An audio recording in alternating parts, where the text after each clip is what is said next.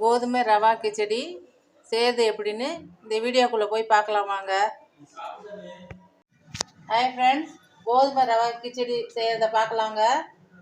எண்ணெய் ஊற்றிக்கலாம்.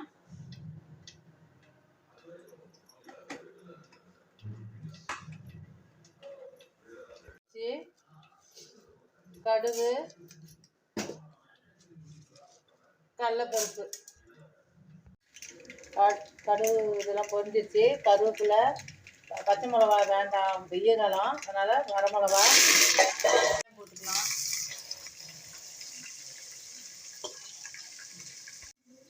குட்டி குட்டியாக கட் பண்ணிக்கிற இஞ்சி துண்டு, தக்காளி போட்டுக்கலாம். ஒரு தக்காளி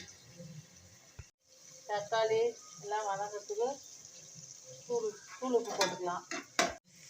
கொஞ்சமாக மஞ்சத்தூள், காய்கறியெல்லாம் கொட்டிக்கலாம்.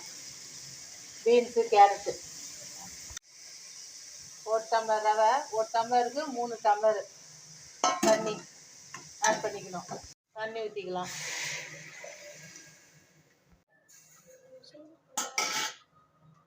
ரெண்டு விசில் விட்டுக்கலாம்.